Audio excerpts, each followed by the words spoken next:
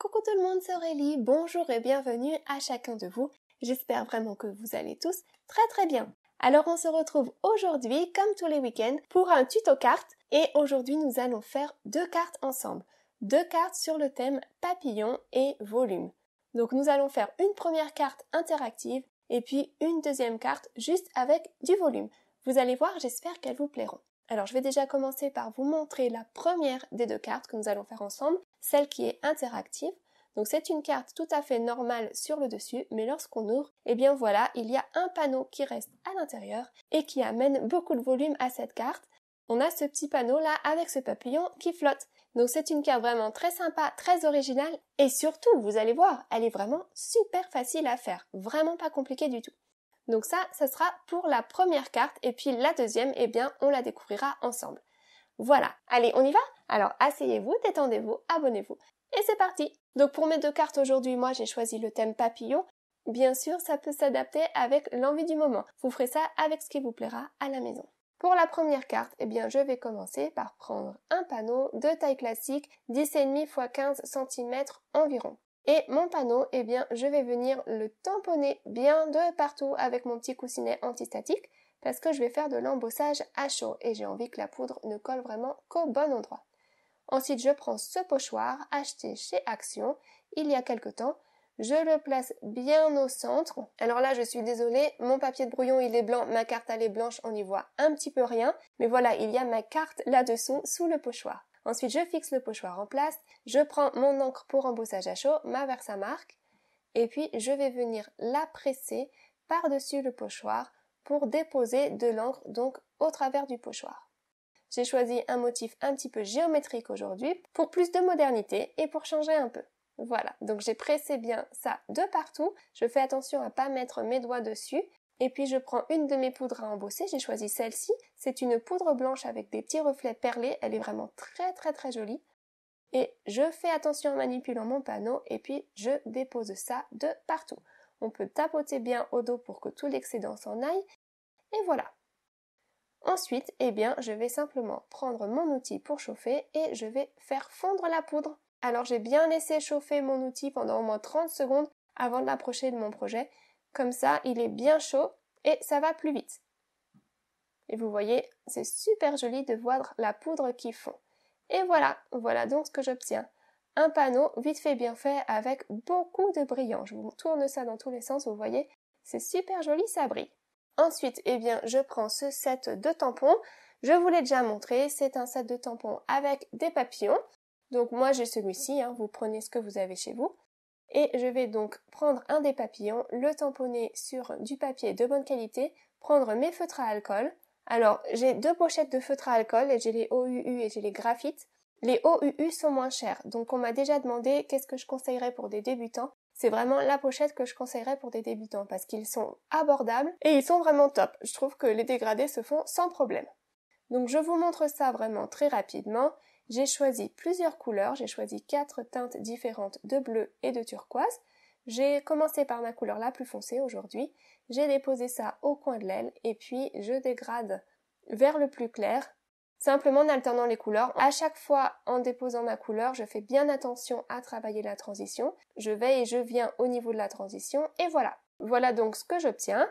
Une fois qu'il est colorié, eh bien il faut le découper. Donc je vais aller le découper tranquillement tout autour en laissant une toute petite marge blanche tout autour. Voilà mon papillon, là il est prêt. Et c'était vraiment la partie la plus longue de ma carte, c'était de préparer mon papillon. Vous pouvez utiliser des découpes toutes faites si vous voulez, ça ira plus vite. Donc mon papillon, eh bien il va venir se positionner comme ceci au milieu de ma carte. Et puis j'ai choisi de faire une petite fenêtre avec un die ovale aujourd'hui. Donc pour info, eh bien mon die il fait environ 9 cm de long x 6 cm de hauteur et je vais venir le positionner au milieu de mon panneau. Alors moi j'ai pris ovale, vous pouvez tout à fait prendre une autre forme si vous en avez envie, vous prenez ce qui vous plaît. Donc une fois qu'il est bien positionné au centre de mon projet, je fixe ça en place et je vais découper ça dans ma machine de coupe. Voilà donc ce que j'obtiens. Mon panneau il est percé au milieu, il a sa petite fenêtre. Maintenant pour mon mécanisme, alors je vous ai écrit les dimensions, il va vous falloir 2 morceaux de papier. Le premier fait 10 cm x 7,5, donc ça c'est pour le premier et je vais me faire un repère tous les 2 cm et demi, vous voyez 2,5, 5, 7,5. Et puis ensuite, mon deuxième morceau de papier, eh bien, il fait 5,5 cm x 2 cm. Et là, je vais à nouveau placer un repère, cette fois-ci à 3 cm. Voilà, c'est tout. Vraiment pas difficile, je n'ai plus qu'à marquer les plis là où j'ai mis mes repères. Donc pour le grand panneau, tous les 2,5 cm, je marque un pli. Vous voyez, donc ça me fait 3 plis en tout. Et puis pour le plus petit, j'ai juste un petit pli à marquer au niveau du 3 cm. Donc voilà, je plie ça en deux. Regardez ce que j'obtiens.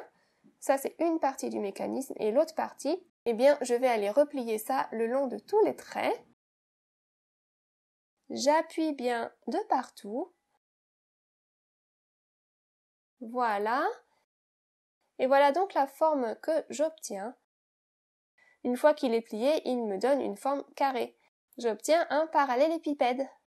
Ensuite, donc je prends une base de carte. Donc c'est une base de carte qui fait 10,5 x 15 cm environ, taille A6 comme d'habitude. Voilà. Ensuite, je prends mon panneau que j'avais percé et ce panneau-là, il va venir se positionner au-dessus de ma base de carte. Donc ben voilà, c'est parti, je vais le coller en place. Je mets de la colle bien partout, tout au dos de ce panneau et je centre ça au-dessus de ma base de carte. Voilà. Alors maintenant, il va falloir que je perce également la base de carte. Donc je reprends le même die utilisé tout à l'heure. Je viens l'insérer dans l'ouverture. Et puis j'ouvre bien ma base de carte.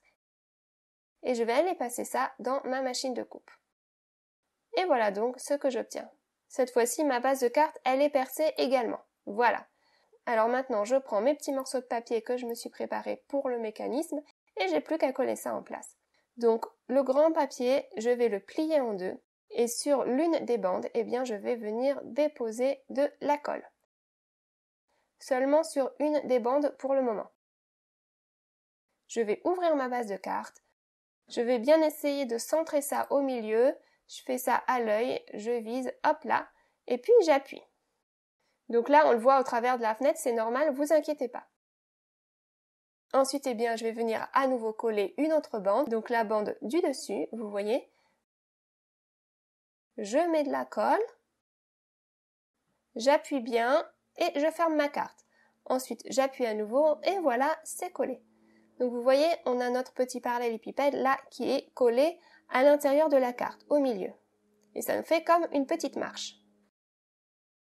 Ensuite, je vais prendre mon autre morceau de papier. Alors vous voyez, il y a deux longueurs différentes. Je vais prendre le côté le plus long et sur ce côté-là, au dos, je vais venir déposer de la colle. Ensuite, je vais venir centrer ça. Ah, attention, j'ai mis de la colle un petit peu trop loin. Il ne faut pas en mettre jusqu'au bout. Voilà, je centre ça sur la petite marche au travers de la fenêtre. Voilà. Et puis ensuite, je prends donc le morceau ovale que j'avais découpé tout à l'heure et qui va venir s'insérer au milieu. Donc je fais attention à l'insérer dans le bon sens parce qu'il y a un motif, j'ai envie que mon motif soit continu. Je mets de la colle sur la petite languette et je colle ça en place. Et voilà. Et vous voyez, quand j'ouvre, hop là, notre ovale, eh bien, il est disposé sur une petite plateforme qui donne beaucoup de volume lorsqu'on ouvre la carte. Et puis, si on veut refermer la carte pour qu'elle soit bien à plat, il suffit de faire passer l'ovale sur les côtés par-dessus et la carte reste à plat.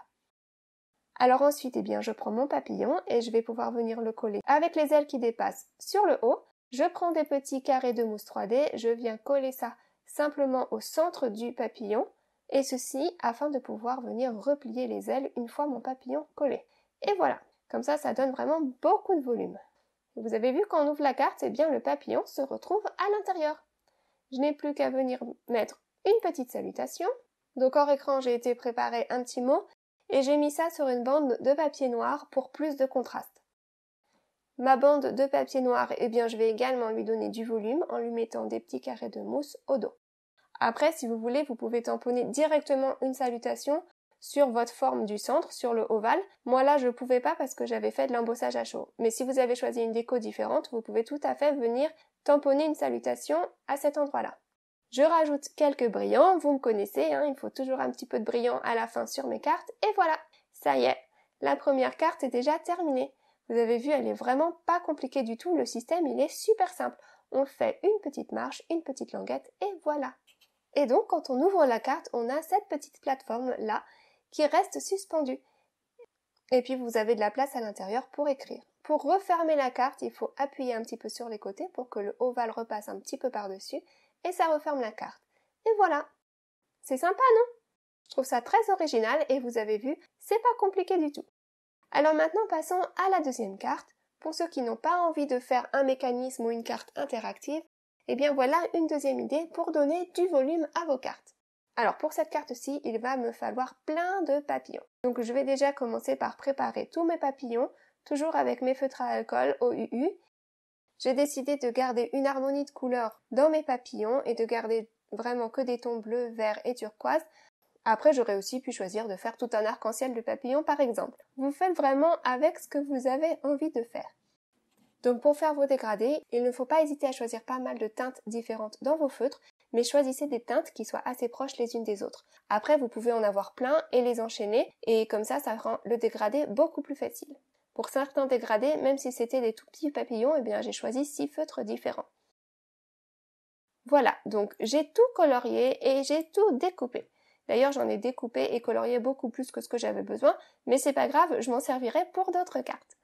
Donc voilà, tous mes papillons sont prêts et maintenant, eh bien, je n'ai plus qu'à aller mettre ça en place.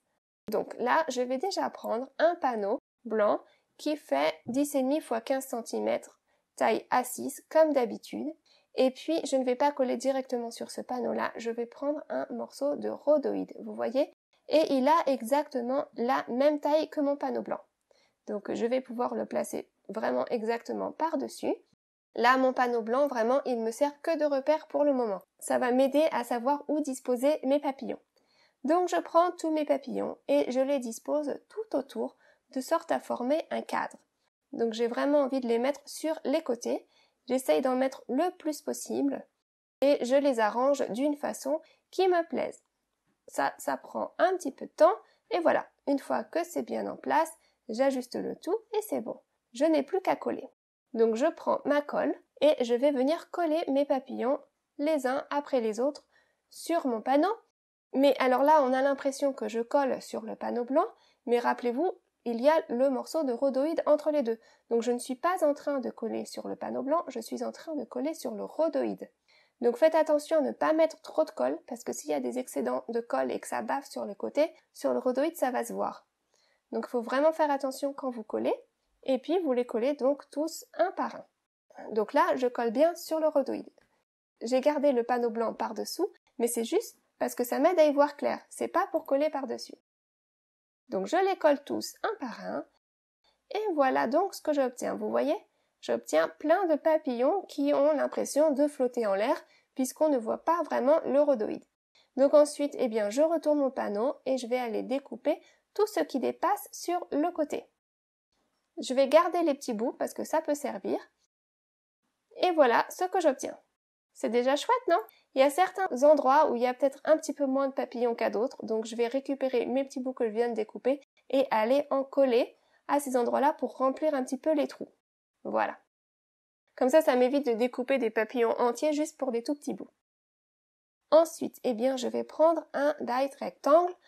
Alors moi, j'ai choisi celui-ci qui fait environ 5 cm de hauteur et qui fait un peu plus que 8 cm de longueur. Comme ça, je vais pouvoir venir positionner ce dies en plein milieu de mon panneau et ça me laisse quand même un beau cadre tout autour qui est quand même assez épais. Je mets ça en place bien au centre, je passe ça dans ma Big Shot et voilà ce que j'obtiens, un cadre de papillon. Alors là, à la lumière avec les reflets, vous voyez le rhodoïde qui brille, mais quand il est disposé sur la carte, eh bien ça ne se voit pas tant que ça au final. Donc ensuite, eh bien, je prends une base de carte de taille A6, 10,5 x 15 cm environ, et je vais venir coller ce cadre sur ma base de carte. Mais avant de le coller, eh bien, j'ai envie de lui donner de l'épaisseur, puisque c'est le thème aujourd'hui, on veut du volume. Alors je prends mes petits carrés de mousse 3D et je viens en mettre de partout au dos des papillons. Je cache ces petits carrés de mousse 3D au dos des papillons. Comme ça, ils ne vont pas se voir. Ensuite, j'enlève toutes les protections et je viens coller ça, hop là, sur ma base de carte. Je colle ça bien et puis voilà. Et du coup, eh bien, on a l'impression que tous les papillons, eh bien, ils flottent en l'air, puisqu'il y a du volume.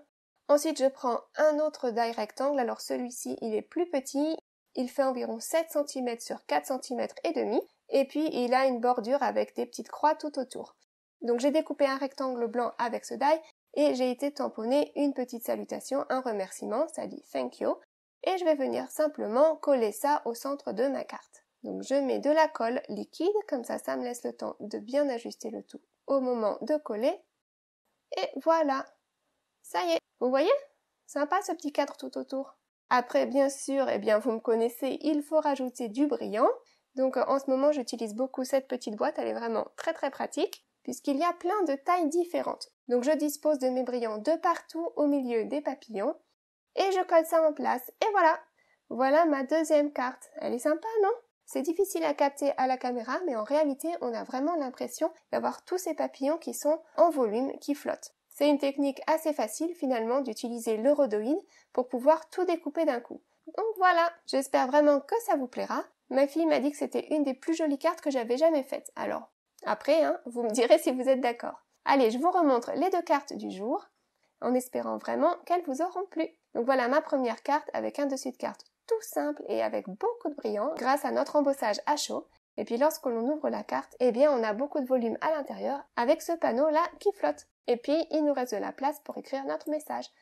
Pour refermer la carte, on appuie sur les côtés et voilà, la carte tient fermée. Donc ça, c'est pour la première carte qui est une carte donc interactive et puis notre deuxième carte qui est juste une carte avec beaucoup de volume. Alors, à vous de me dire maintenant dans les commentaires laquelle des deux vous préférez.